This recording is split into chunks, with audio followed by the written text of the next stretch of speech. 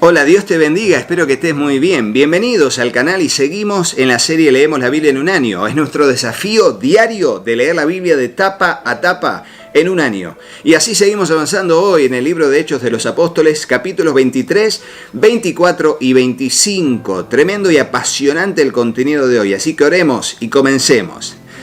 Señor Dios, te damos gracias por este tiempo que vamos a bien invertir en la lectura y meditación de tu palabra. Te pedimos que nos bendigas y nos dirijas en tu perfecta voluntad, Señor. Ayúdanos, Señor, en el nombre de Jesús.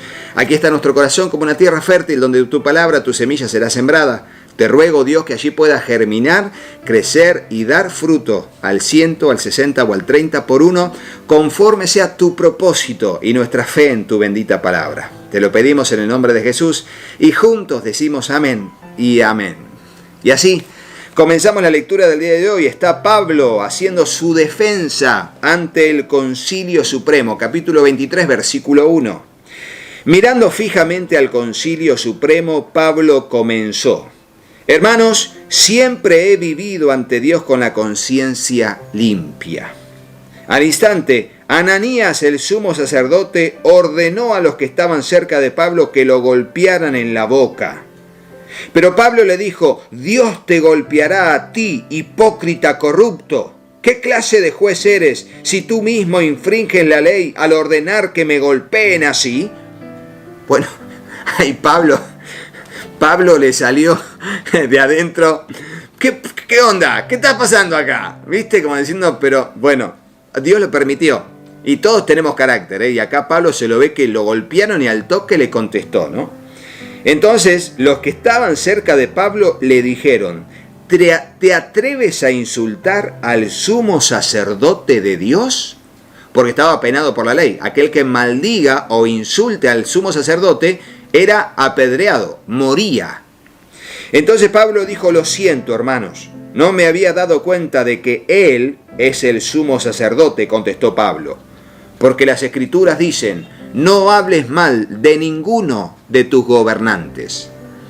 Pablo se dio cuenta de que algunos miembros del Concilio Supremo eran saduceos y que otros eran fariseos. Por lo tanto gritó: Hermanos, yo soy fariseo, al igual que mis antepasados, y estoy en juicio porque mi esperanza está en la resurrección de los muertos. Esto dividió al concilio. Puso a los fariseos contra los saduceos, porque los saduceos dicen que no hay resurrección, ni ángeles, ni espíritus, pero los fariseos sí creen en todo esto. Así que hubo un gran alboroto. Algunos de los maestros de la ley religiosa que eran fariseos se levantaron de un salto y comenzaron a discutir enérgicamente. Nosotros no encontramos nada malo en él, gritaban. Tal vez algún espíritu o ángel le habló. Como el conflicto se tornó más violento, el comandante tenía temor de que descuartizaran a Pablo. Fíjense, no es que estaban violentos contra ellos. Mientras tanto le daban a Pablo y tenía miedo que lo descuartizaran. O sea, que lo tiraran al punto de que lo demolieran a Pablo. De modo que les ordenó a sus soldados que fueran a rescatarlo por la fuerza y lo regresaran a la fortaleza.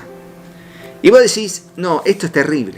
Esto es terrible. Las cosas, ¿cómo hay un contexto en que vos decís tanta violencia, nos está yendo mal, qué sé yo, uno piensa, ¿no? Humanamente hablando, y ve el vaso medio vacío, y ve la turba, y ve la violencia, y vos decís: pero ¿dónde está Dios? ¿Dónde está el Señor? ¿Qué pasa con el Señor cuando estoy pasando por problemas, por dificultades, por persecución? No, Dios está en control, tranquilos. Fíjense cómo sigue el pasaje. Versículo 11. Esa noche el Señor se le apareció a Pablo, el Señor mismo, no un ángel. El Señor se le apareció a Pablo y le dijo: ten ánimo, Pablo. Así como has sido mi testigo aquí en Jerusalén, también debes predicar la buena noticia en Roma, la capital del imperio. Y Pablo lo leímos que anteriormente dijo: me es necesario ir a Roma. Bueno, aquí el Señor le dijo: tranquilo Pablo, no vas a morir acá. Yo te voy a guardar y vas a tener que ir a predicar la buena noticia en Roma. Dios tiene un propósito. Ahora en el medio pasa de todo.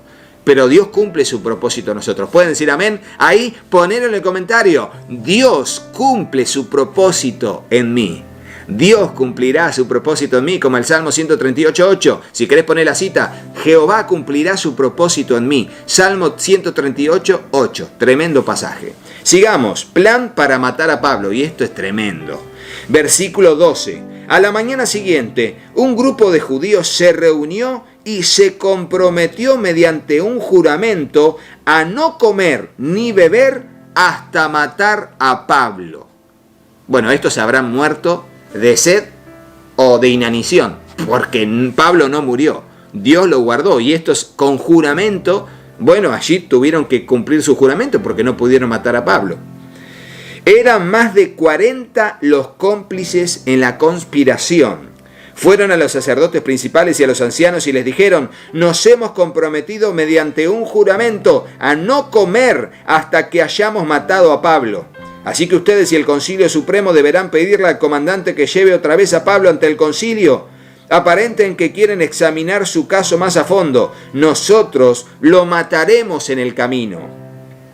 Pero el sobrino de Pablo, el hijo de su hermana, se enteró del plan y fue a la fortaleza y se lo contó a Pablo. Pablo mandó llamar a uno de los oficiales romanos y le dijo: lleva a este joven al comandante, tiene algo importante que decirle. Entonces el oficial lo hizo y explicó: el prisionero Pablo me llamó y me pidió que le trajera a este joven porque tiene algo que decirle. El comandante lo tomó de la mano, lo llevó a un lado y le preguntó: ¿qué es lo que quieres decirme? El sobrino de Pablo le dijo: unos judíos van a pedirle que usted lleve mañana a Pablo ante el Concilio Supremo, fingiendo que quieren obtener más información, pero no lo haga. Hay más de 40 hombres escondidos por todo el camino, listos para tenderle una emboscada. Ellos han jurado no comer ni beber hasta que lo hayan matado. Ya están listos, solo esperan su consentimiento. Que nadie sepa que me has contado esto, le advirtió el comandante al joven. Parece una serie, parece una película de acción, de suspenso. Pablo es enviado a Cesarea.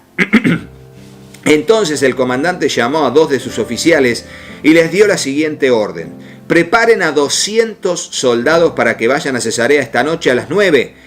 Lleven también 200 lanceros y 70 hombres a caballo. O sea, un mini ejército de casi 500 personas iban a escoltar a Pablo. Tremendo. Denle caballos a Pablo para el viaje y llévenlo a salvo al gobernador Félix. Después escribió la siguiente carta al gobernador: de Claudio Lisias a su excelencia el gobernador Félix, saludos. Unos judíos detuvieron a este hombre y estaban a punto de matarlo cuando llegué con mis tropas. Luego me enteré de que él era ciudadano romano, entonces lo trasladé a un lugar seguro. Después lo llevé al Concilio Supremo Judío para tratar de averiguar la razón de las acusaciones en su contra. Pronto descubrí que el cargo tenía que ver con su ley religiosa, nada que merezca prisión o muerte en absoluto. Pero cuando se me informó de un complot para matarlo, se lo envié a usted de inmediato. Les he dicho a sus acusadores que presenten los cargos ante usted. Así que esa noche, tal como les había ordenado, los soldados llevaron a Pablo tan lejos como Antípatris. A la mañana siguiente ellos regresaron a la fortaleza, mientras que las tropas a caballo trasladaron a Pablo hasta Cesarea. Cuando llegaron a Cesarea lo presentaron ante el gobernador Félix y les entregaron la carta. El gobernador la leyó y después le preguntó a Pablo de qué provincia era. De Cilicia, contestó Pablo. Yo mismo oiré tu caso cuando lleguen los que te acusan, dijo el gobernador. Cuando el gobernador ordenó que lo pusieran en la prisión del cuartel general de Herodes, luego el gobernador ordenó que lo pusieran en la prisión del cuartel general de Herodes. Capítulo 24. Pablo ante Félix. 5 días después, Ananías, el sumo sacerdote, llegó con algunos de los ancianos judíos y con el abogado Tértulo para presentar su caso contra Pablo ante el gobernador. Una vez que hicieron entrar a Pablo, Tértulo presentó los cargos en su contra ante el gobernador con el siguiente discurso: usted ha dado un largo periodo de paz a nosotros, los judíos, y con previsión nos ha promulgado reformas. Por todo esto, Su Excelencia, le estamos muy agradecidos. Pero no quiero aburrirlo, así que le ruego que me preste atención solo por un momento. Hemos descubierto que este hombre es un alborotador que constantemente provoca disturbios entre los judíos por todo el mundo. Es un cabecilla de la secta conocida como los nazarenos. Además, trataba de profanar el templo cuando lo arrestamos, pues puede averiguar la veracidad de nuestras acusaciones si le interroga usted mismo. Así que los demás judíos intervinieron, declarando que todo lo que Tértulo había dicho era cierto. Entonces, el gobernador le hizo una seña a Pablo para que hablara. Y Pablo dijo: yo sé, Señor, que usted ha sido juez de asuntos judíos durante muchos años. Por lo tanto, presento con gusto mi defensa ante usted. Con facilidad puede averiguar que llegué a Jerusalén hace no más de 12 días para adorar en el templo. Los que me acusan nunca me encontraron discutiendo con nadie en el templo, ni provocando disturbios en ninguna sinagoga o en las calles de la ciudad. Estos hombres no pueden probar las cosas por las cuales me acusan, pero admito que soy seguidor del camino, al cual ellos llaman secta. Adoro al Dios de nuestros antepasados y firmemente creo en la ley judía y en todos los que escribieron los profetas. Tengo la misma esperanza en Dios que la que tienen estos hombres, la esperanza de que Él resucitará tanto a justos como a los injustos. Por esto siempre trato de mantener una conciencia limpia delante de Dios y de toda la gente. Después de estar ausente durante varios años, regresé a Jerusalén con dinero para ayudar a mi pueblo y para ofrecer sacrificios a Dios. Los que me acusan me vieron en el templo mientras yo terminaba una ceremonia de purificación. No había ninguna multitud a mi alrededor, ni ningún disturbio. Pero algunos judíos de la provincia de Asia estaban allí y ellos deberían estar aquí para presentar cargos si es que tienen algo en mi contra. Pregúntenle a estos hombres que están aquí de qué crimen me encontró culpable el Concilio Supremo Judío, excepto por una sola vez que grité: hoy se me juzga ante ustedes porque creo en la resurrección de los muertos. En ese momento Félix, quien estaba bastante familiarizado con el camino, levantó la sesión y dijo: esperen hasta que llegue Lisias, el comandante de la guarnición. Entonces tomaré una decisión sobre el caso. Le ordenó a un oficial que mantuviera a Pablo bajo custodia, pero le diera ciertas libertades y permitiera que sus amigos lo visitaran y se encargaran de sus necesidades. Unos días después, Félix regresó con su esposa, Drusila, quien era judía. Mandó llamar a Pablo y lo escucharon mientras les habló acerca de la fe en Cristo Jesús. Al razonar Pablo con ellos acerca de la justicia, el control propio y el día del juicio que vendrá, Félix se llenó de miedo. Vete por ahora, le dijo. Cuando sea más conveniente, volveré a llamarte. También esperaba que Pablo lo sobornara, de modo que lo mandaba a llamar muy a menudo y hablaba con él. Bueno, se dieron cuenta, ¿no? O sea, siempre hablaba al punto de ¿cómo podemos arreglar esto? O sea, si me das dinero yo te suelto. Pero no, Pablo no es la idea, no es así. Pasaron 2 años así, no fueron semanas, no fueron meses, fueron 2 años. Y Félix fue sucedido por Porcio Festo. Y como Félix quería ganarse la aceptación del pueblo judío, dejó a Pablo en prisión. Capítulo 25 y capítulo final de la lectura de hoy. Dice así: 3 días después de que Festo llegó a Cesarea para asumir sus nuevas funciones, partió hacia Jerusalén, donde los sacerdotes principales y otros líderes judíos se reunieron con él y le presentaron sus acusaciones contra Pablo. Le pidieron a Festo que les hiciera el favor de trasladar a Pablo a Jerusalén, ya que tenían pensado tenderle una emboscada y matarlo en el camino. Pero Festo respondió que Pablo estaba en Cesarea y que pronto él mismo iba a regresar allí. Así que les dijo: algunos de ustedes que tengan autoridad pueden volver conmigo. Si Pablo ha hecho algo malo, entonces podrán presentar sus acusaciones. Unos 8 o 10 días después, Festo regresó a Cesarea y al día siguiente tomó su lugar en la corte y ordenó que trajeran a Pablo. Cuando Pablo llegó, los líderes judíos de Jerusalén lo rodearon e hicieron muchas acusaciones graves que no podían probar. Pablo negó los cargos. No soy culpable de ningún delito contra las leyes judías, ni contra el templo, ni contra el gobierno romano, dijo. Entonces Festo, queriendo complacer a los judíos, le preguntó: ¿estás dispuesto a ir a Jerusalén y ser juzgado ante mí allá? Pero Pablo contestó: no, esta es la corte oficial romana, por tanto, debo ser juzgado aquí mismo. Usted sabe muy bien que no soy culpable de hacer daño a los judíos. Si he hecho algo digno de muerte, no me niego a morir. Pero si soy inocente, nadie tiene el derecho de entregarme a estos hombres para que me maten. Y aquí Pablo dice esta frase, y esta frase marcará su destino en su viaje hacia Roma. Dice: apelo al César. Déjeme explicarle qué significa esta frase. Apelo al César. El César era como el gobernador supremo, era el emperador romano, pero también oficiaba de juez superior, como lo que sería hoy en nuestras naciones la Suprema Corte de Justicia. Es la última instancia de apelación. Entonces Pablo dijo: no quiero ser juzgado por los judíos, no quiero ir a Jerusalén, apelo al César. Quiero que el César, como máxima autoridad suprema y juez humano en el Imperio Romano, me juzgue y él sea quien me absuelva o me condene. Entonces apelar al César significaba tener que ser trasladado a Roma, donde estaba el César, y allí presentar su caso. Entonces Festo consultó con sus consejeros, porque esto de apelo al César no era algo simple. Había que hacer todo un preparativo y el traslado y todo lo demás. Entonces Festo consultó con sus consejeros y después respondió: muy bien, has apelado al César y al César irás. Sería trasladado a Roma.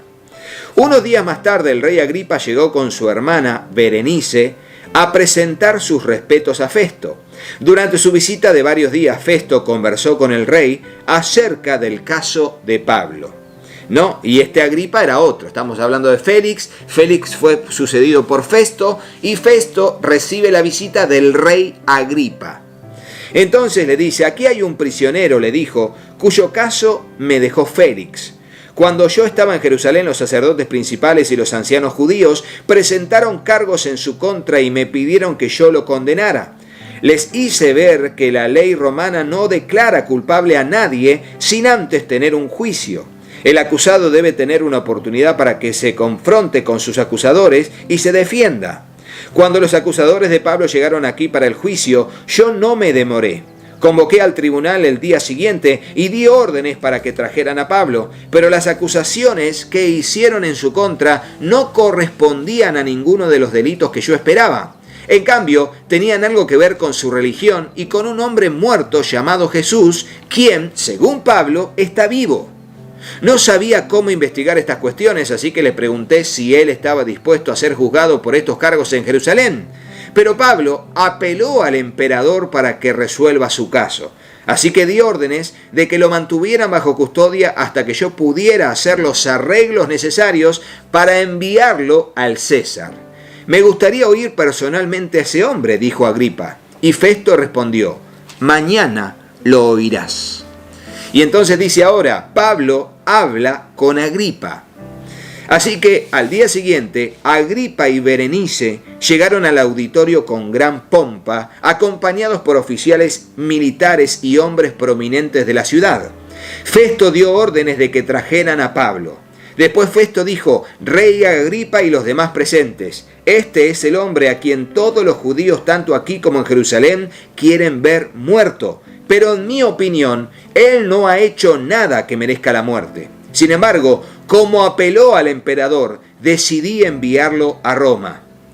Pero, ¿qué debo escribirle al emperador? Pues no hay ningún cargo concreto en su contra. Así que lo he traído ante todos ustedes, especialmente ante ti, rey Agripa, para tener algo que escribir después de que lo interroguemos, pues no tiene sentido enviarle un prisionero al emperador sin especificar los cargos que hay en su contra.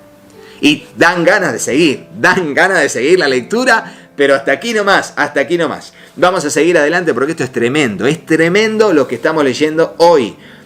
Muy bien, fíjense que Jesús le dijo que ellos, sus discípulos, darían testimonio delante de reyes, y no tenían que pensar nada de lo que iban a decir, porque cuando abran su boca, el Espíritu Santo daría palabra para que hablasen delante de las autoridades. Y aquí esta palabra se está cumpliendo. El apóstol Pablo está delante del rey Agripa y mañana veremos qué es lo que le dijo. Hasta aquí el video del día de hoy. Si te gustó, ponele me gusta y déjanos en el comentario si tenés alguna pregunta con respecto a la lectura de hoy. Suscríbete al canal, activa la campanita, déjanos un comentario de lo que quieras preguntar acerca de este pasaje, aunque estoy intentando responder las preguntas mientras voy leyendo las palabras que estamos aquí viendo en este libro de los Hechos, ya llegando a la parte final. Dios mediante, mañana terminamos con el libro de los Hechos de los Apóstoles. Así que sigamos adelante con todo lo que Dios tiene preparado para nosotros. Y será hasta mañana si Dios lo permite. Chau, chau.